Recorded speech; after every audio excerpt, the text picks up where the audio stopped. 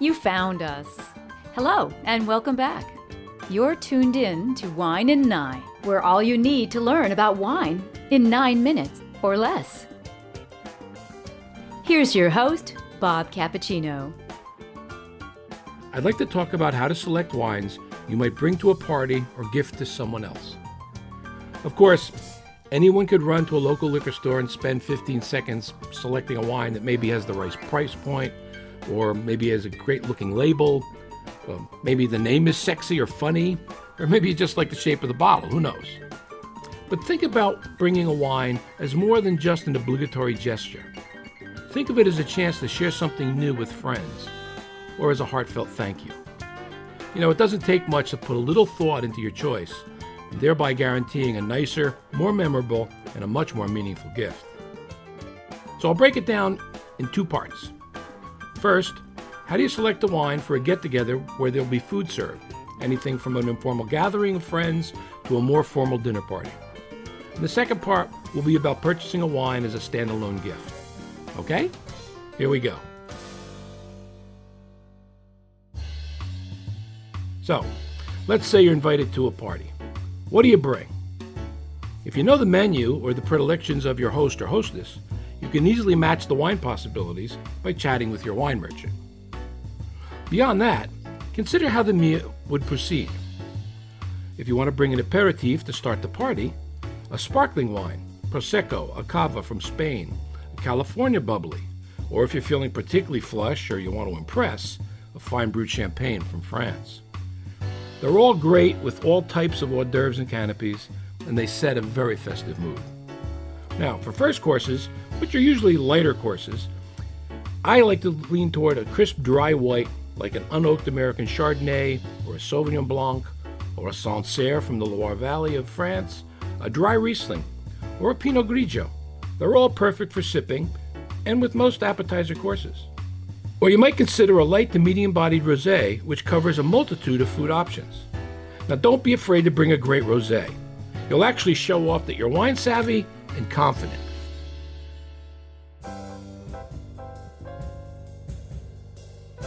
Now, think about the main courses. One of the best tips that I can offer is try to select a wine that is made in the same region or place as the main course. I always say that wine is the ultimate condiment, so regional recipes are often associated with wines that were crafted to work exactly with them. For example, beef bourguignon, a bright Beaujolais like a Brouilly, made with a Gamay grape, or a red Burgundy like Volnay or Nuits Saint-Georges from Pinot Noir.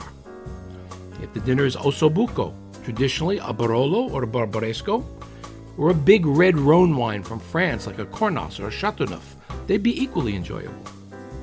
Paella, now that can go a couple of ways. A red Rioja, a juicy Garnacha from Spain, or surprisingly, a Cava, a sparkling wine. Just delightful. Now, if you know it's steak night and you're going to be having a ribeye or a Port-au steak, we go with big reds. Cabernets, Merlots, Malbecs, blends of those grapes, a Bordeaux, a big Zin, or a Brunello di Montalcino, or even a Chianti Riserva. That's right, a Chianti. It's the classic match to Bistecca Fiorentina. That's the big dish that they serve in Florence, Italy.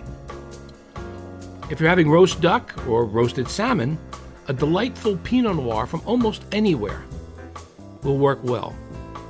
Or you could try a Cru Beaujolais like Morgon. Now, let me tell you, Beaujolais has villages and they're called Cru, and they run from the lightest to the boldest. Morgon is the boldest of them all, so give that one a try. Pasta courses are the most easy to match. Simply choose a wine from the same region as the dish, and you'll be 99% safe. Now, my favorite fallback for a light pasta dish is a Valpolicella Superiore. They're simple, they're straightforward, nice fruit, light tannin with a touch of spice. I also like to use a Valpolicella Superiore when I cook if the recipe calls for red wine.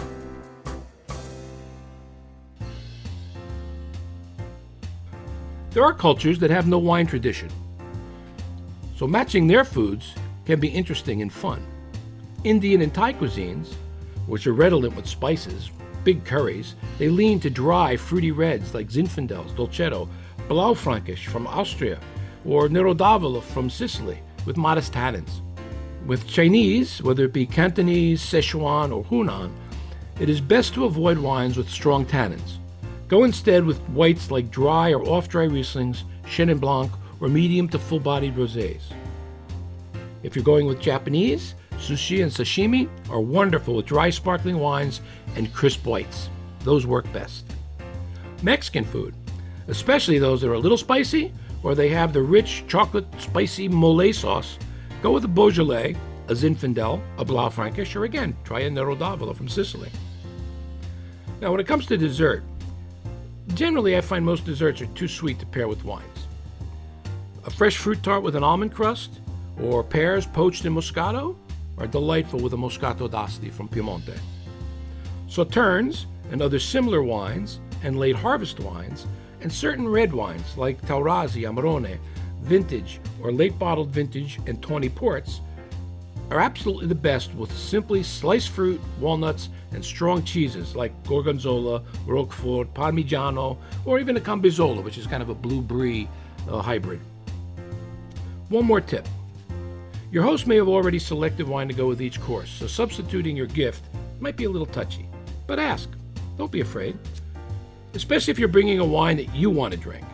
As you present your gift, simply offer, "This is a wine I'd really like to try with you tonight if that's okay." And if it isn't, just enjoy what's already been planned.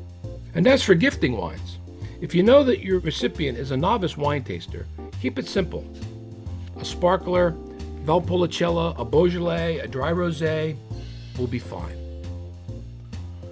Now, if it's a white wine lover you're dealing with, well, then you might want to look at an oaky Chardonnay, or even better, how about a white Burgundy like a Merceau or a Chassagne?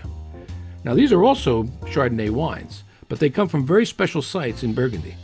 They're not inexpensive, and they age very well. In fact, a Merceau or Chassagne Montrachet with a little bit of bottle age is quite a prize. Now, the red wine lover or collector, they're going to lead, I think, more toward red wines. So now we talk again about Bordeaux, really big Burgundies, Cabernets and Merlots, and depending on your budget, Ribera del Duero from Spain, excellent wines to consider. Taurasi from the south of Italy. Or how about a Syrah from the Barossa Valley in Australia? Or a Châteauneuf du Pape from the Rhône Valley in France. Now, in any case, seek out the unusual. A wine from an obscure region or an unknown grape variety. Wine lovers always enjoy receiving and discovering new wines as gifts. And they'll also more likely enjoy a little bit of knowledge about the wine that you give them, especially if it's a more obscure choice. So when you buy a lesser known wine, learn just a few basic things about it and share that knowledge with the recipient. So there you are, a simple roadmap to guide your way. I'm Bob Cappuccino. Thanks for listening to Wine in 9. We hope we used your 9 minutes wisely. If so, or if not, please let us know. Give us your feedback, good, bad, whatever. We'd love to hear from you. Look for Wine in 9 across social media. We're at wineand9.com, YouTube, Facebook, Twitter, and Instagram. So grab a glass and join, subscribe, download, tweet, whichever you choose. Or you can go to our home base at wineand9.com. Want to email? We're at info@wineand9.com.